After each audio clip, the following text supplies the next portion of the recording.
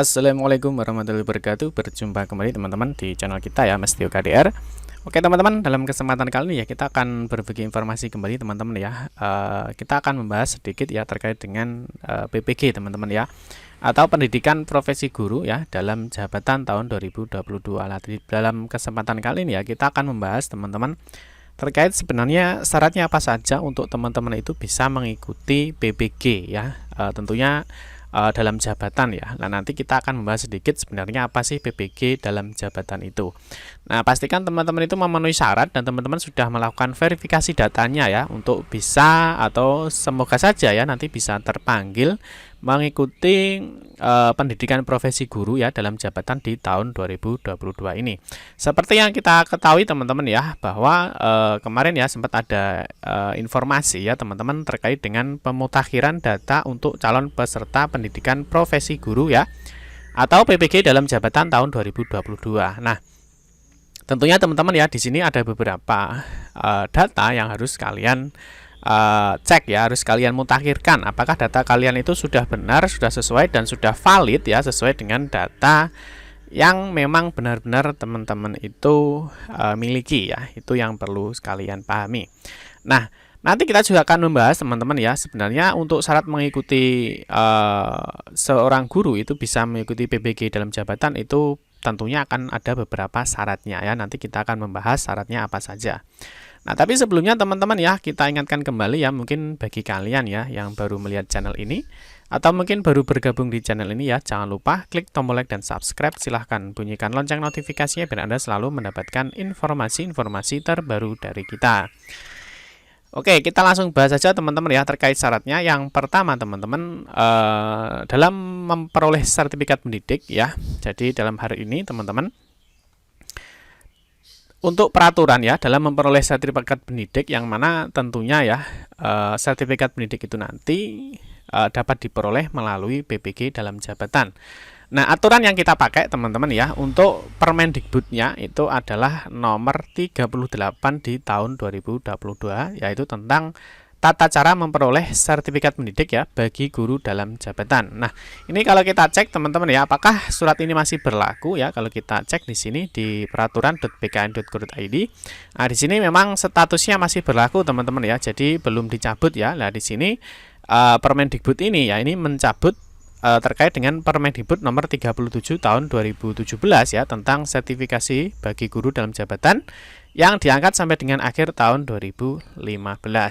Nah, nanti kita akan bahas terkait dengan Permendikbud ini ya, itu kita tidak akan membahas terlalu banyak teman-teman ya, tapi kita akan melihat poin-poinnya saja ya, terutama adalah syarat dalam mengikuti PPG ya bagi guru dalam jabatan. Oke. Yang pertama teman-teman, untuk aturan memperoleh sertifikat pendidik ya, di sini di dalam ketentuan umum ini ya, kita lihat dulu sedikit bahwa sertifikat pendidik ya, sertifikat pendidik adalah bukti formal sebagai pengakuan yang diberikan kepada guru sebagai tenaga profesional. Nah, program pendidikan profesi guru ya bagi guru dalam jabatan yang selanjutnya disebut ya program PPG dalam jabatan. Ini adalah program pendidikan yang diselenggarakan ya oleh program sarjana atau sarjana terapan bagi guru dalam jabatan untuk mendapatkan sertifikat pendidik ya pada pendidikan ya anak usia dini, jalur pendidikan formal, pendidikan dasar dan juga pendidikan menengah ya. Jadi artinya untuk semua jenjang teman-teman. Yang berikutnya teman-teman, lah ini apa yang disebut dengan guru dalam jabatan ya. Dari guru dalam jabatan itu adalah guru pegawai negeri sipil ya, guru pegawai negeri sipil PNS, dan guru bukan pegawai negeri sipil ya. Jadi adalah non PNS. Jadi artinya PNS dan juga non PNS ya, baik yang swasta maupun yang di negeri. Nah, di sini yang sudah mengajar, jadi artinya guru dalam jabatan itu adalah ini ya, guru pegawai negeri sipil dan guru bukan pegawai negeri sipil ya, jadi PNS dan non PNS yang sudah mengajar pada satuan pendidikan ya, baik yang diselenggarakan oleh pemerintah pusat, ini berarti untuk sekolah negeri ya, pemerintah daerah, sekolah negeri maupun masyarakat ya. Masyarakat ini berarti teman-teman yang guru swasta ya, yang di yayasan ataupun yang lainnya. Penyelenggara pendidikan yang sudah mempunyai perjanjian kerja atau kesepakatan kerja bersama. Nah, perjanjian kerja atau kesepakatan kerja bersama adalah perjanjian tertulis antara guru dan penyelenggara pendidikan atau satuan pendidikan yang memuat syarat-syarat kerja serta hak dan kewajiban para pihak dengan prinsip kesetaraan dan kesejawatan berdasarkan peraturan perundang-undangan. Nah, terus kita fokus ke sini teman-teman ya, untuk syarat mengikuti PPG dalam jabatan ya bagi guru. Yang pertama teman-teman, kalau kita lihat di bagian kedua, persyaratannya adalah di sini ya, di pasal 4 ini dijelaskan ya bahwa calon mahasiswa program PPG dalam jabatan harus memenuhi persyaratan sebagai berikut. Yang pertama adalah memiliki kualifikasi akademik S1 atau D4. Ini wajib teman-teman ya. Jadi sesuai Undang-Undang Guru dan Dosen ya, adalah minimal seorang guru itu ya harus ijazahnya adalah S1 ya. Terus guru dalam jabatan yang diangkat sampai dengan bulan Desember 2015 ya, dari guru dalam jabatan yang diangkat sampai dengan bulan Desember 2015. Nah, ini teman-teman banyak yang yang menanyakan ya, berarti kalau misalkan yang di atas ini apakah tidak bisa mengikuti PPG dalam jabatan?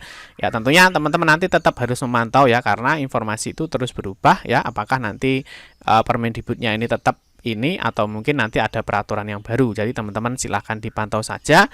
Nah, pastikan teman-teman sekarang ya, posisi kalian sekarang pastikan teman-teman sudah melakukan pemutakhiran datanya.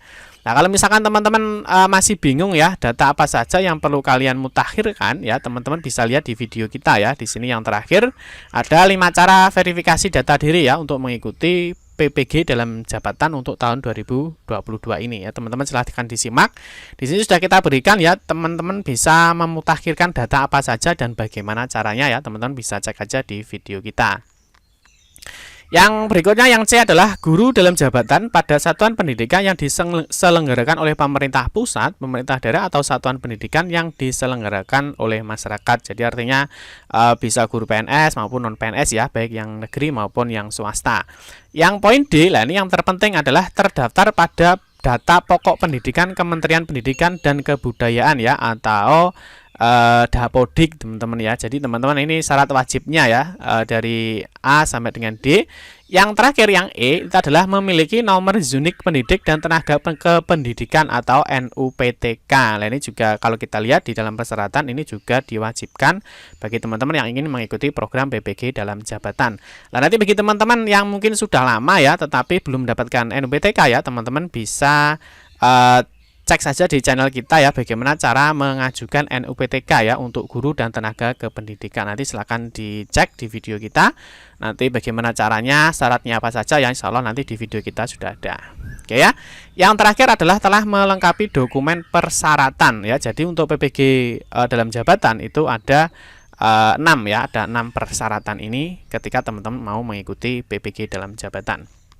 Nah, yang berikutnya adalah guru dalam jabatan sebagaimana dimaksud pada ayat 1 huruf C merupakan guru yang diangkat oleh pejabat pembina kepegawaian atau pejabat yang ditunjuk pada satuan pendidikan yang diselenggarakan oleh pemerintah pusat dan pemerintah daerah, pimpinan penyelenggara pendidikan pada satuan pendidikan yang diselenggarakan oleh masyarakat berdasarkan perjanjian kerja atau kesepakatan kerja bersama. Jadi intinya teman-teman nanti harus memiliki SK pengangkatan ya. Jadi teman-teman SK-SK-nya ya, bagi yang mungkin masih ketelesot atau hilang ya, atau mungkin belum punya ya, segera segera dicek kembali ya. Suatu saat nanti ketika teman-teman nanti terpanggil atau mengikuti PPG ya, teman-teman sudah tidak bingung lagi dalam persyaratan mengikuti PPG dalam jabatannya.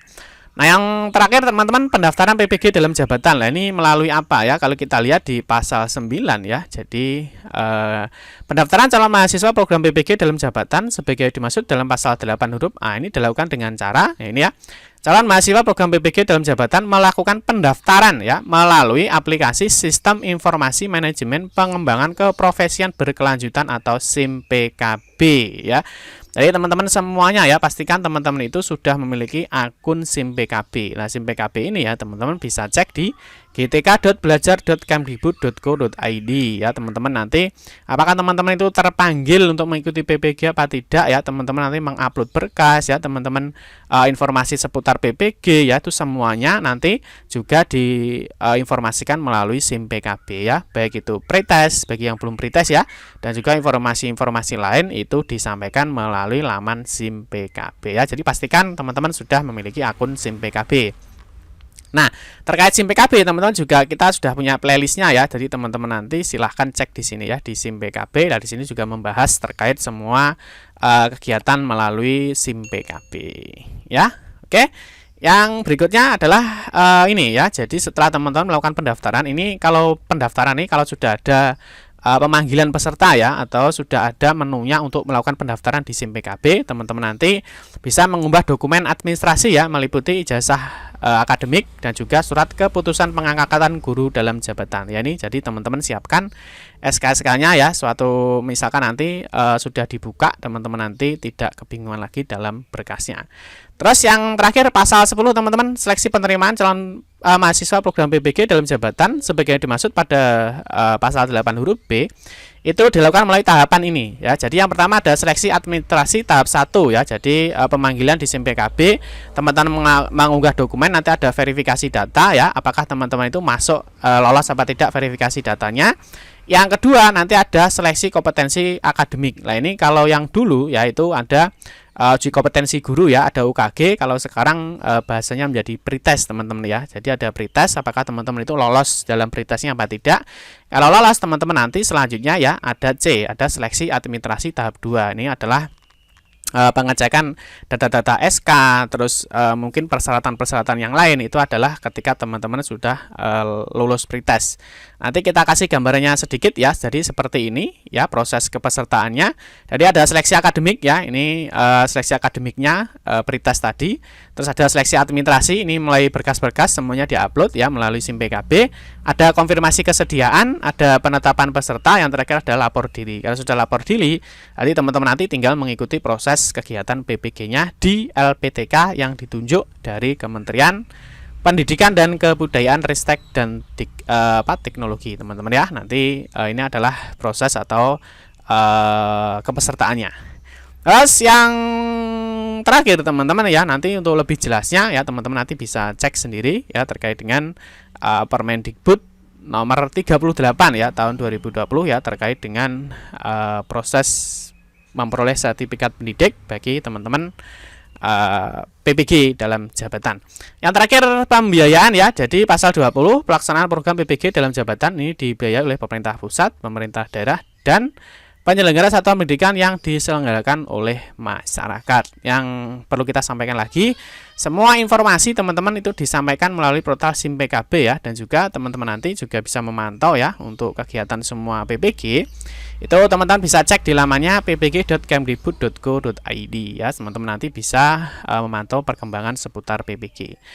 Yang terakhir teman-teman ini ya, jadi teman-teman nanti juga bisa mengikuti website kita ya. Di sini jadi informasi-informasi terkait mengenai dunia pendidikan dan juga lain-lain ya kita sampaikan di dalam website kita ya. Mungkin nanti di sini ada persyaratan guru dalam mengikuti PBG, ada perbedaan PBG prajabatan dan dalam jabatan, dan mungkin yang lain-lain ya. Teman-teman nanti bisa cek di website kita mastiokdr.com. Oke teman-teman, terima kasih banyak ya yang sudah menonton video ini ya. Mohon maaf jika ada salah-salah kata dalam memberikan informasi dan penjelasan. Kita berjumpa kembali di video-video berikutnya. Saya akhiri, wassalamualaikum warahmatullahi wabarakatuh.